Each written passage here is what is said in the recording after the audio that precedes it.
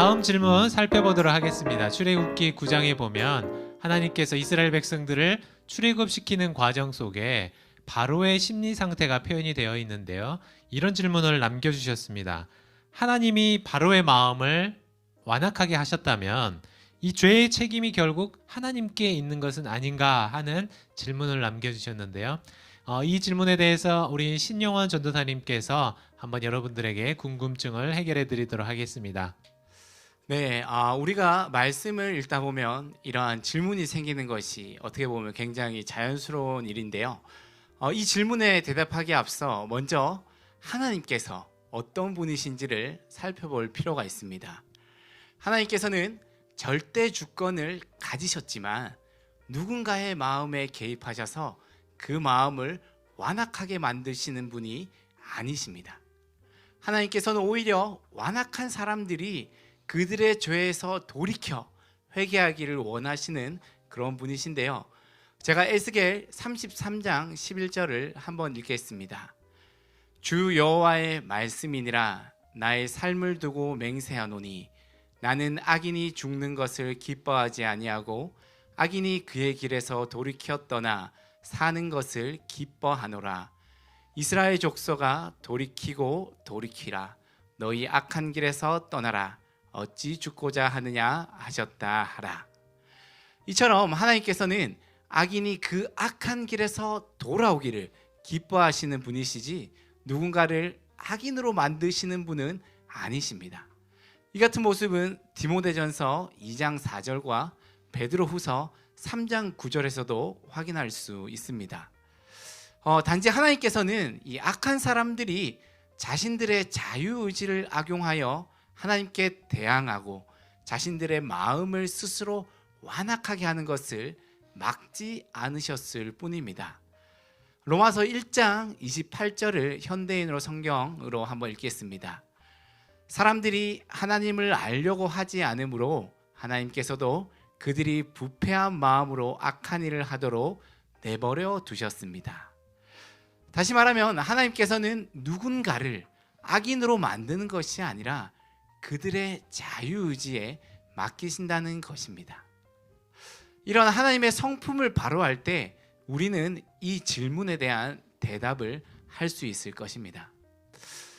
또한 이 한 절에만 집중하는 것이 아니라 출애굽 과정 전체를 살펴볼 때 이러한 의문점을 더욱더 잘 해소할 수 있는데요. 네, 문맥 전체에서 보라는 것이죠. 그렇죠. 한 곳에 집중하기보다는 전체를 보라. 이제 출애굽 과정에서 바로의 완악한 마음에 관한 내용은 20번이나 나옵니다. 이러한 내용들은 크게 두 가지로 나눌 수 있는데요.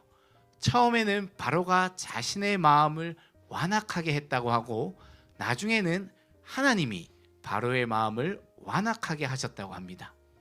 이렇게 두 가지 방법으로 바로의 마음을 묘사함으로써 출애굽 내러티브는 바로의 책임과 하나님의 주권 모두를 강조하고 있는 것입니다. 네, 감사합니다. 전도사님. 선하신 하나님께서 여전히 선한 것을 사랑하시고 악인들이 돌이키시기를 바라지만 악인들에게도 자유의지를 주시고 그들을 내버려 두셨던 그 사건을 잘 정리해 주셔서 감사합니다. 우리 다음 질문 함께 살펴보도록 하겠습니다.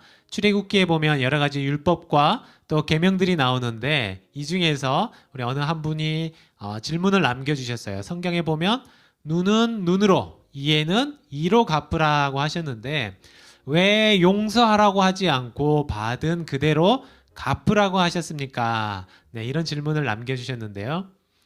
눈에는 눈, 이에는 이, 소위 동해보복법이라고 하죠. 오늘 말씀을 대하다 보면 저 역시 마찬가지로 우리 마음 가운데 갈등이 생기는 것 같습니다. 우리가 생각할 때 하나님은 사랑의 하나님, 은혜를 베푸시는 하나님, 죄를 용서하시는 하나님. 또 신약에서 예수님이 어떻게 하셨습니까? 오른뺨을 맞으면 왼뺨도 돌려대라고 하셨는데 조금 이해가 되지 않는 것 같습니다. 왜 하나님께서 그대로 되갚아주라고 하셨을까? 왜 또 피해자는 개인적인 복수를 할 수 있도록 허락하셨을까? 그런데 성경은요, 언제나 반복하는 것처럼 복수는 각 개인의 것이 아니라고 말씀하시죠. 하나님이 갚으시고 하나님이 보복하신다 말씀하십니다. 그래서 내가 받은 피해를 내가 되갚아 주려는 것은 이런 복수의 원리를 하나님께서는 막기를 원하신다는 것, 그것이 바로 성경 속의 기본 원칙이었습니다. 그래서 오늘 이 본문 속에 나오는 동해보복법은 이 사법적인 판단에 있어서 등가의 원리, 같은 가격을 매겨서 적용하라는 것이죠. 쉽게 설명하면 이런 것입니다. 한편에서는 이런 일이 일어날 수 있습니다. 어느 마을에 보통 살아가는 그냥 일반 한 사람이 마을의 지도자를 실수로 넘어지게 만들었는데 팔이 부러지고 말았습니다. 이 상황에서 동해보복법을 적용하려면 어떻게 해야 될까요? 아마도 마을의 장정들이 모여서 이 지도자를 위해 이 피의자를 붙잡고 팔을 비틀고 부러뜨리려고 안간힘을 써야 할 것입니다. 사법 정의를 완성시키기 위해 잔인한 일을 지도층에서 법적으로 행해야 하는 것이죠. 이것은 그러나 하나님이 결코 원하시는 것이 아닙니다. 도리어 그 사람이 당한 피해만큼만 처벌을 행하라고 하는 것이죠. 반대의 상황도 마찬가지입니다. 피해자가 힘이 없는 약자일 경우 어떻습니까? 법 실행이 제대로 되지 않을 수 있겠죠. 이런 경우에도 피해자가 받은 피해에 대해서 그만큼의 충분한 보상을 받을 수 있게 하라는 것입니다. 우리 현대적인 관점에서 적용해 보면 자동차 사고가 났을 때 어떻습니까? 내가 피해를 좀 더 부풀려서 더 많은 보험금을 타내려고 하는 것들, 이런 것들도 이 동해보복법을 따르면 안 되는 일입니다. 또 반대로 사건을 축소시켜서 충분한 보험금을 지불하지 않으려고 하는 보험사의 시도도 잘못된 것이라고 말하는 것입니다.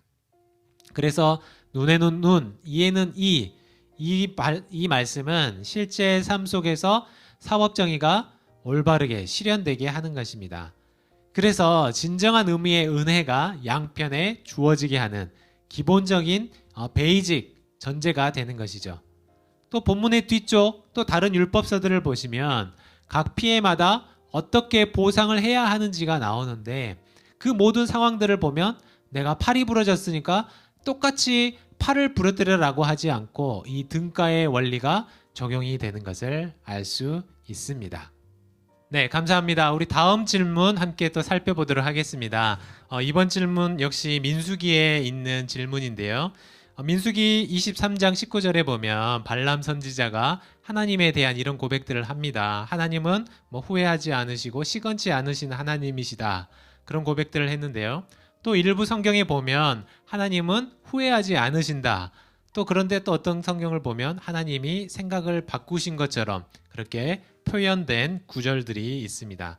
그렇다면 하나님은 정말로 스스로 하신 일에 대해 후회하거나 또 생각을 바꾸지 않으시는지 궁금증을 남겨주셨는데요. 이번 질문에 대해서 문찬호 목사님께서 답변해 주시겠습니다. 네, 과연 우리가 섬기는 하나님께서 그때그때 변덕이 심하신지 아니면 일관된 생각을 가지고 우리를 창조하시고 지금까지 섭리하신지 궁금함이 많으실 텐데요. 성경은 일관되게 하나님은 모든 것을 알고 모든 것을 행하실 수 있는 전지전능하신 그리고 완전하신 분으로 소개하고 있습니다. 제가 성경 몇 가지를 읽어드리겠습니다. 말라기 3장 6절입니다. 나 여호와는 변하지 아니하나니 그러므로 야곱의 자손들아 너희가 소멸되지 아니하느니라. 특별히 우리가 바이블 프로젝트를 통해서 민수기 23장 19절은 더욱 분명하게 하나님의 일관됨을 말씀하고 있는데요. 하나님은 사람이 아니시니 거짓말을 하지 않으시고 인생이 아니시니 후회가 없으시도다. 어찌 아멘. 그 말씀하신 바를 행하지 않으시며 하신 말씀을 실행하지 않으시랴. 이런 구절들에 비추어 볼 때 우리 하나님은 변하지 않으십니다. 우리 하나님은 불변하시죠. 그리고 또 그분은 전적으로 지혜로운 분이십니다. 그러므로 그분은 실수하지 않으시고 번복하지 않으십니다. 그렇다면 하나님이 생각을 바꾸시는 것처럼 말하고 있는 구절들은 우리가 어떻게 해석하고 설명할 수 있을까요? 네, 목사님 그게 참 궁금합니다. 네, 창세기 6장에 보면 노아의 시대에 땅 위에 사람 지으셨음을 한탄하사 마음에 근심하시고 노아 시대에 많은 백성들이 하나님 앞에 불순종하고 의롭게 살지 못할 때 하나님이 후회하셨고 탄식하셨다고 말씀하십니다.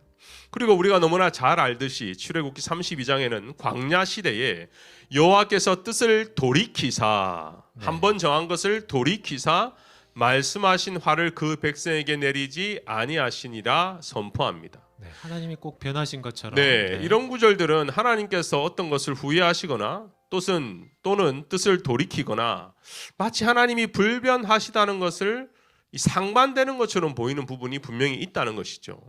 사실 우리 다음 세대 어린아이들도 잘 알고 있는 이야기는 아마도 요나 이야기일 것입니다. 네, 아주 궁금한데요. 네, 하나님은 선지자 요나를 통해서 니느웨 성을 40일 후에 내가 멸하겠다고 분명히 말씀하셨습니다.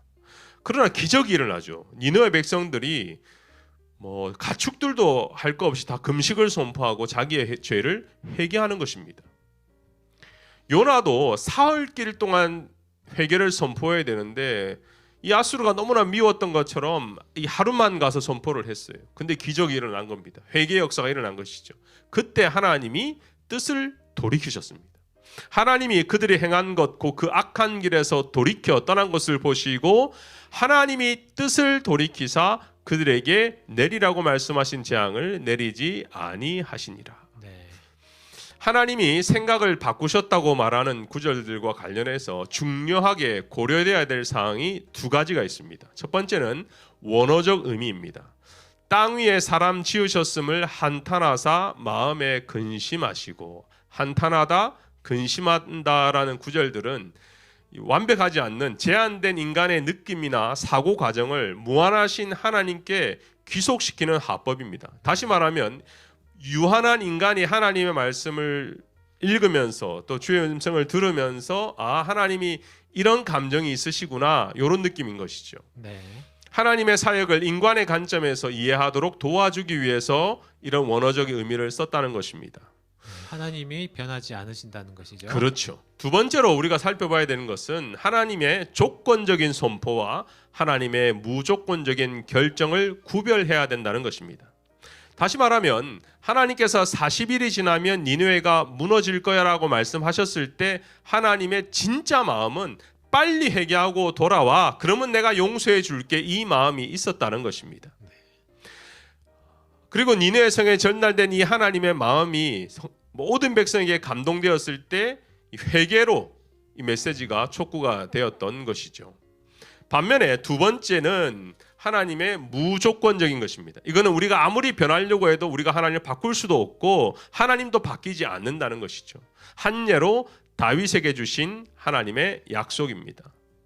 사무엘하 7장 16절에 보면 너의 집과 너의 나라가 내 앞에서 영원히 보존되고 내 왕위가 영원히 경고하리라. 이 선포는 함축된 아무런 조건이 없습니다. 다윗이 어떤 일을 하든 하지 않든 상관없이 하나님의 말씀은 무조건적으로 성취될 것입니다.